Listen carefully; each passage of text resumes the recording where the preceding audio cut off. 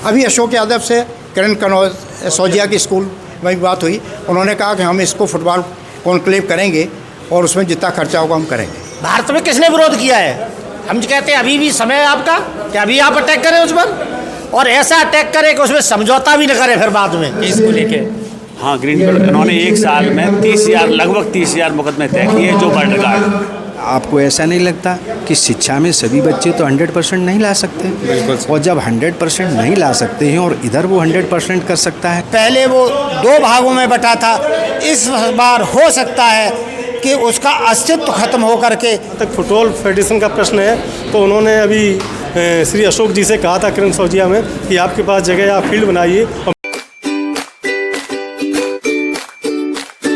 आइए वक्त ना लेते हुए मिलवाते हैं उनसे, उनके विचारों को आप तक पहुंचाते हैं, जो हैं एक सफल न्यायमूर्ति, एक सफल अधिवक्ता सुप्रीम कोर्ट के, और वर्तमान समय में अखिल भारतीय यादव महासभा के राष्ट्रीय अध्यक्ष और फेडरेशन ऑफ फुटबॉल टीम के चेयरमैन श्री रविंद्र यादव जी, जो मैनपुरी के ही मूल निवासी हैं। आज वो मैनपुरी में आए हैं, यादव महासभा में अपने विचारों को लेकर आप तक पहुंचाएंगे, यूथ तक पहुंचाएंगे।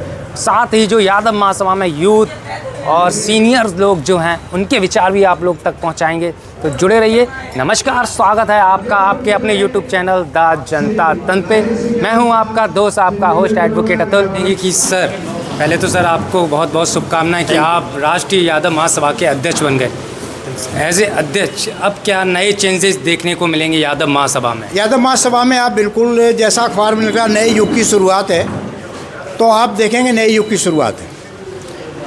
इसमें हम अच्छे लोगों को जोड़ेंगे सबको, अच्छे लोगों को वरीयता से मौका देंगे, और ईमानदारी के हिसाब से इस संगठन को जितना मजबूत किया जा सकता है और जितना नीचे लेवल पे फैलाया जा सकता है हम फैलाएंगे। सर, हाल ही में जो टेरर अटैक किया गया पाकिस्तान के द्वारा, और पाकिस्तान में सेलिब्रेशन कर रहे हैं लोग, केक काट रहे हैं, इसके लिए पाकिस्तान से क्या कहना चाहेंगे सर? पाकिस्तान से हम कहते हैं उनमें सद्बुद्धि पैदा हो, क्षमता उनमें नहीं है लड़ने की, और जब भी छोटा पहलवान बड़े पहलवान से लड़ता है तो हाथ पैर तोड़ के चला जाता है, तो हाथ पैर तोड़वाने वाली बात है।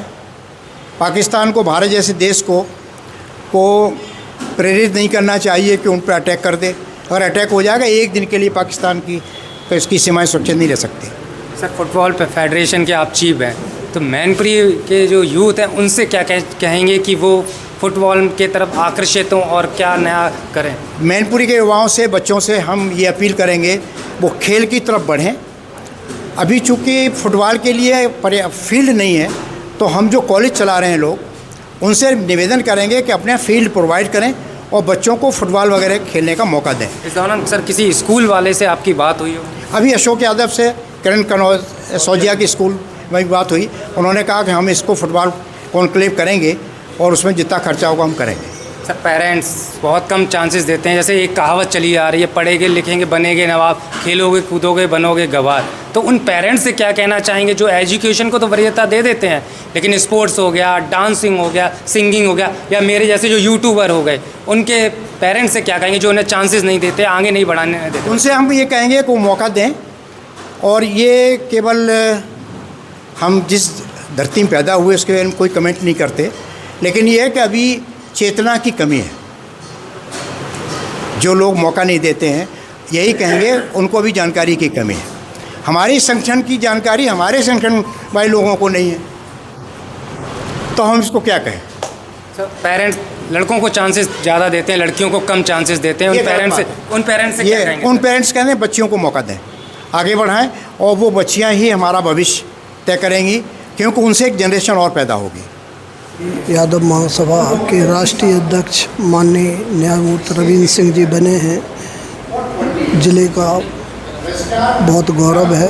साथ ही इससे पहले माननीय सांसद जी राष्ट्रीय अध्यक्ष थे उदय प्रताप जी, उसके बाद दूसरा गौरव प्राप्त हुआ है मैनपुरी को, जो कि राष्ट्रीय अध्यक्ष बने हैं। हम सब उनके स्वागत में वंदन करते हैं, अभिनंदन करते हैं, स्वागत करते हैं। सबसे पहले तो वो इस जनपद के रहने वाले, इसलिए उनको बहुत बहुत बधाई। दूसरा, वो हमारे यादव महासभा के, भारतवर्षीय यादव महासभा के जो राष्ट्रीय अध्यक्ष बने हैं। राष्ट्रीय अध्यक्ष बनने के बाद मैनपुरी आए, हम लोगों ने स्वागत किया उनका, अभिनंदन किया।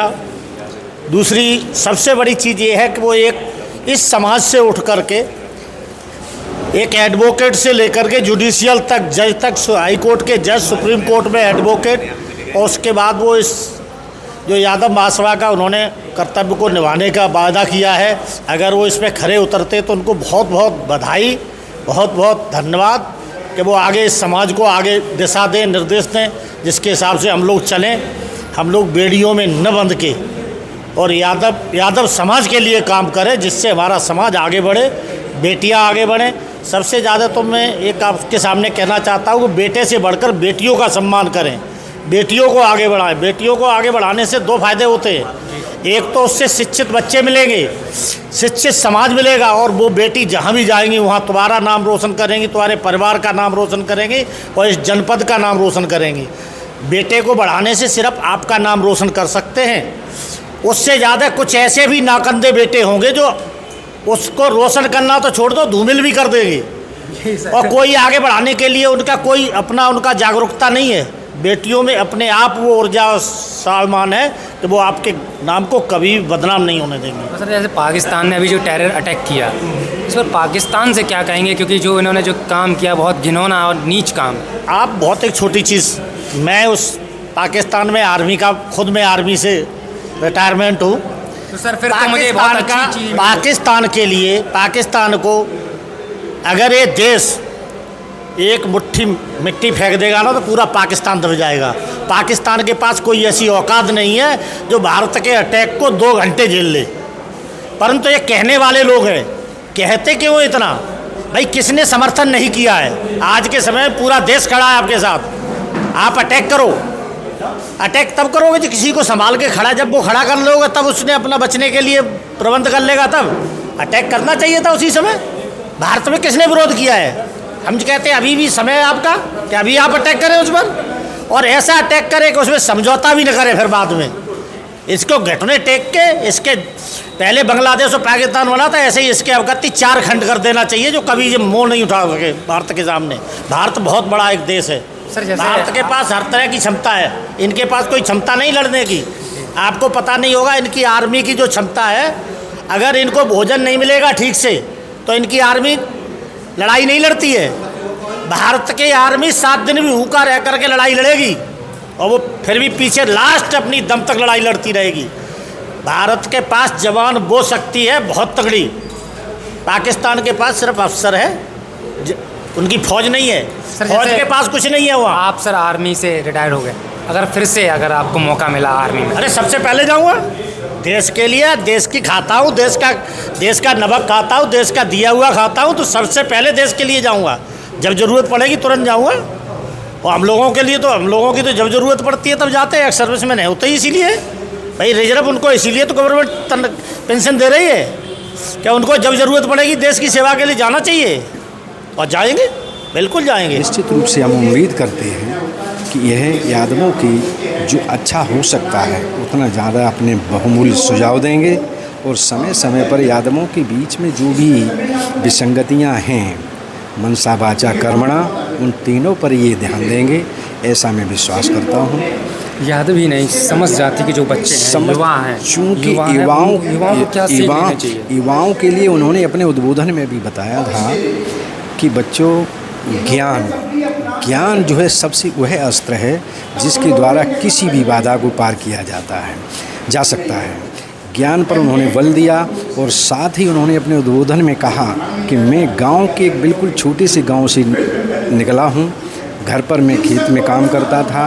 इतना ही नहीं, स्कूल में जिसमें मैं पढ़ता था उसकी नींव भी मेरे द्वारा खोदी गई थी। तो इतना महाकर्मठ, विद्वान, लगनशील ये ग्रामीण अंचल से निकल करके और जस्टिस बनना और सुप्रीम कोर्ट में सीनियर एडवोकेट होना, ये बहुत बड़ी उपलब्धि है। मैं उनकी इस उपलब्धि के लिए, उनके चिराय होने के लिए ईश्वर से प्रार्थना करता हूँ, तथा समस्त जनता जनार्दन से भी ये कहता हूँ कि अपने पाल्य और पाल्याओं को वो ऐसी शिक्षा दें जो रोजगार परक हो, तथा साथ ही चाहे स्पोर्ट्स में निकलें तो उनकी उस जैसे स्पोर्ट्स का ज्ञान जिक्र को किया। जी स्पोर्ट्स के लिए क्या आते हैं? स्पोर्ट्स और पेरेंट्स एजुकेशन बहुत कम शिक्षा, like करते स्पोर्ट हैं। और शिक्षा दोनों ही एक ही सिक्के के दो पहलू हैं। लेकिन ये बड़ा दुर्भाग्य की बात है कि सारे लोग एजुकेशन की तरफ जा रहे हैं और स्पोर्ट्स की तरफ नहीं जा रहे हैं। स्पोर्ट्स पर बहुत ही परम आवश्यक है। हमारे इन स्पोर्ट्स मतलब इंडोर और आउटडोर दो तरह के गेम होते हैं। पेरेंट्स से कह दो, पेरेंट्स वो नहीं और मानते। मैं पेरेंट्स तो ये कहते हैं बच्चा केवल पढ़ाई करे। समस्त अभिभावक बंधुओं से करबद्ध प्रार्थना करता हूँ कि केवल भटकाव की स्थिति पैदा बच्चों के सामने करें, बच्चे की आंतरिक क्वालिटी को समझें कि बच्चा पढ़ने में ज़्यादा मन लगाता है। इवन मैं तो कहता हूँ अगर उसको नाचना आता है, अच्छा गाना अच्छा आता है, खेलना अच्छा आता है, या ब्लॉगिंग करना या मेरे कुछ भी मेरे आपके YouTube जैसा, चैनल, बिल्कुल वाई चलाना नॉट, आता है। यूट्यूब चलाना आता है तो निश्चित रूप से आप करें, उसको करने दें। चूँकि देखिए ये है कला। अगर आपको ऐसा लगता है कि समाज में लोग कहते हैं वो नाच रहा है, नहीं, ये गलत बात है। नाचना एक कला है, गाना एक कला है और इस कला में निपुणता ये निर्भर बच्चे के कैरियर पर करती है। तो उसको 100% उसे स्वतंत्र रूप से उसे उसका ऑप्शन चुनने दें और आपकी पुरजोर उसकी मदद करें। क्या आपको ऐसा नहीं लगता कि शिक्षा में सभी बच्चे तो 100% नहीं ला सकते? और जब 100% नहीं ला सकते हैं और इधर वो 100% कर सकता है तो ऑप्शन तो हमारे हाथ में है कि ऑप्शन हम चुनें जो बेटर है, विच वन इज बेटर। तो ऑप्शन बेटर है कि वो डांसिंग अच्छी कर सकता है, सिंगिंग अच्छी कर सकता है, अनाउंसिंग अच्छी, संचालन अच्छा कर सकता है, करने दो उसको। तो उस प्रतिभा से वो ऐसा नहीं, नेम एंड फेम दोनों ही प्राप्त उसको होंगी। और ज़बरदस्ती आपने अगर बच्चे से किया कि नहीं तो ये पढ़ना है 100%, 100%, 90% नंबर लाना है, तो घेर घार के अगर उसको बिठाया जाएगा तो वो काम सफलता की कठोर चीज़ वही और कठोर चीज़ अक्सर टूट जाती है। यस, टूट जाती है। फुटबॉल फेडरेशन के चीफ हैं, उसके लिए भी क्या कहना चाहिए? क्योंकि पेरेंट्स लायक नहीं करते, स्पोर्ट्स को लायक नहीं करते, तो उन पेरेंट्स के लिए क्या कहेंगे? चूँकि जो अभिभावक माता पिता हैं वो इस पढ़ने लिखने के लिए तो बच्चे से कहते हैं, लेकिन खेल कूद के लिए थोड़ा सा रोकते उन्हें।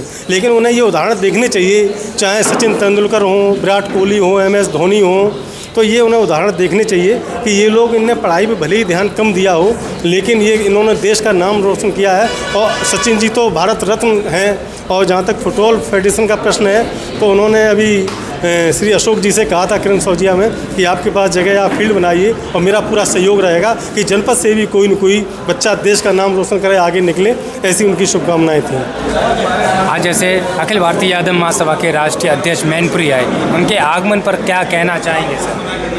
देखिए, आज ये मैनपुरी की धरती के लिए बड़े गर्वान्वित और सौभाग्य की बात है कि यहाँ से इसी धरती पर जन्मे